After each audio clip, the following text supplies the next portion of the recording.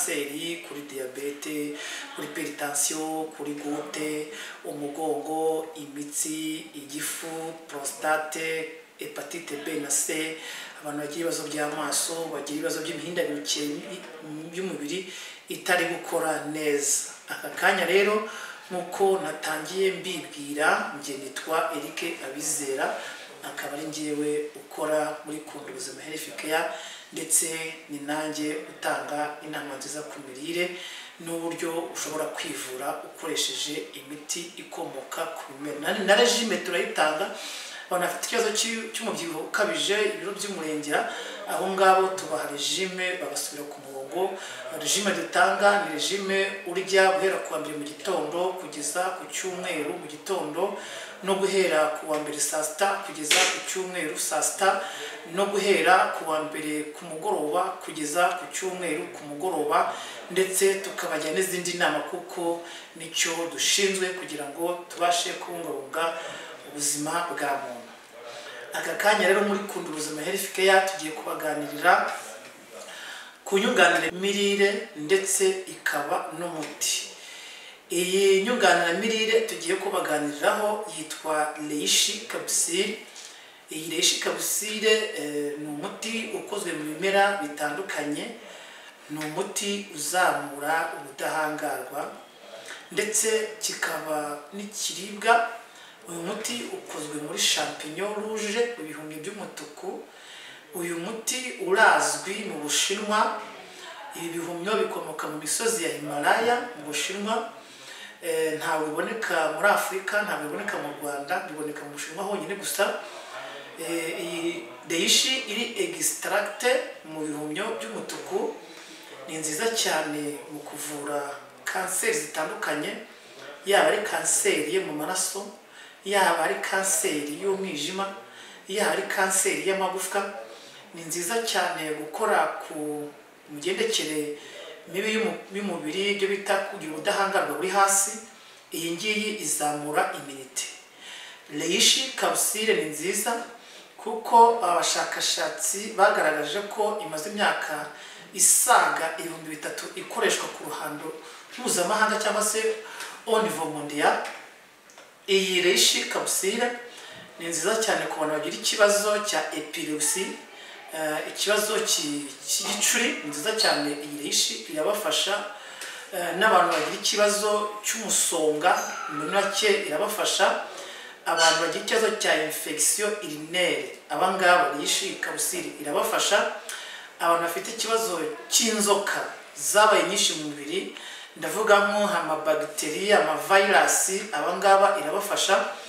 Reishi Capsule ni nziza cyane kuko irwanya viral load ziba zatatse umwijima igihe umwijima wabaye hepatike.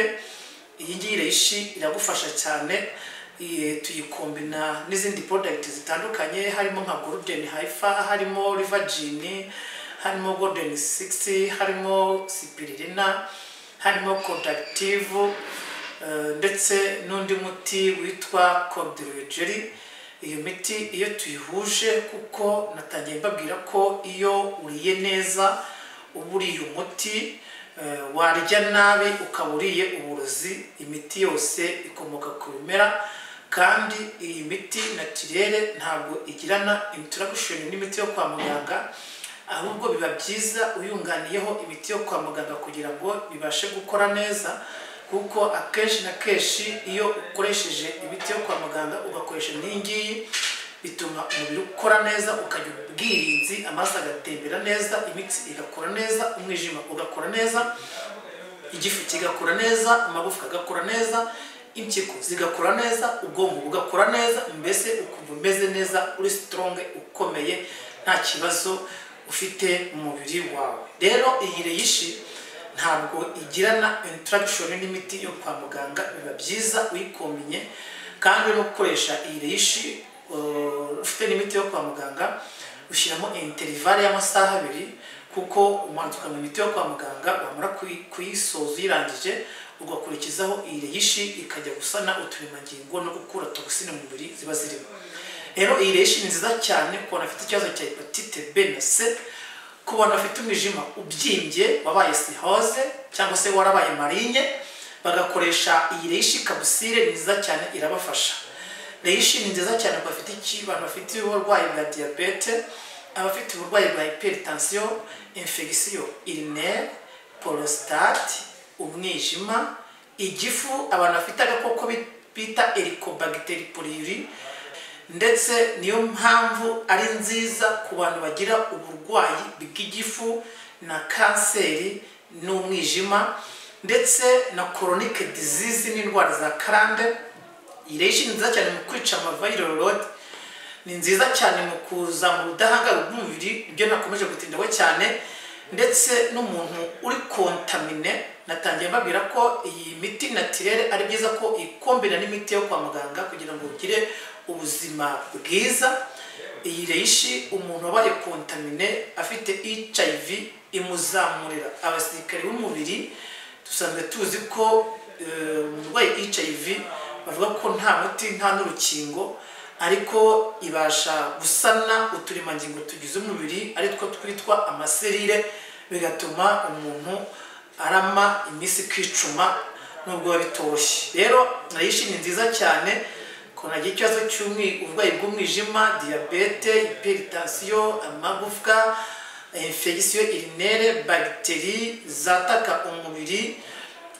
Reishi ikura serire morte mu mubiri, ikongera gusana izindi serire nshya, ndavuga uturemangingo twashaje, ikongera gukora utundi turemangingo dushya ari two bita amaserire mu ndimi z'amahanga. Iyi reishi nuko ubushakashatsi bwagaragaje ko reishi ari antibacteri, antibiotique, antidouleur, antifungus. Iyi ni nziza cyane, umuntu wayikoresheje agira ubuzima bwiza, ndetse iyi reishi inabyimbura n'ibibyimba. Hari ahantu umuntu afite ikibazo yarabyimbye mu mubiri, iyi reishi ikuraho ibibyimba na antitimeri. Ni nziza cyane, irihagije mu gutuma umubiri ukora neza, n'amaserire uturemangingo tugakora neza, imitsi y'amaraso igakora neza, kuko ikura imyanda mu mubiri itera kanseri.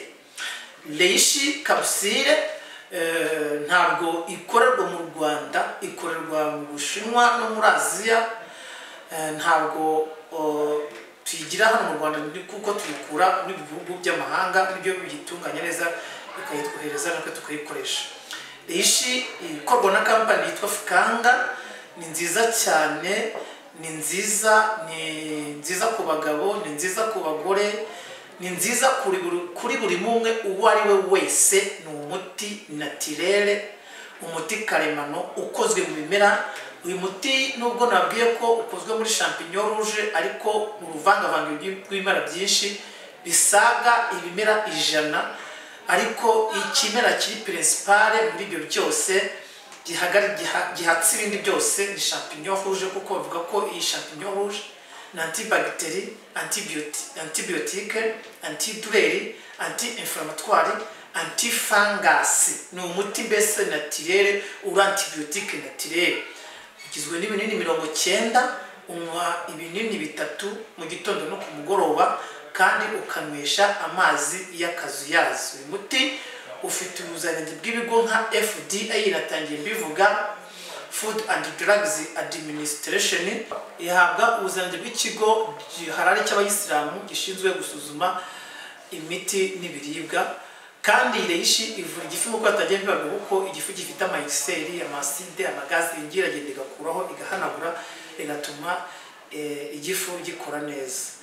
Kanongere nsubiremo, ifasha ku burwayi bw'igifu, ku burwayi bwa diabete, ku burwayi bw'umutima, ku burwayi bwo ubudahangarwa bw'umubiri, ku burwayi bwa infection urinaire, ku burwayi bw'umwijima, hepatite B na C, ndetse ku banagira ikibazo cya HIV, n'abantu bafite ikibazo cy'isesemi, n'abantu bafite ikibazo cya kanseri y'igifu, n'abantu bafite ibibazo by'amagufwa.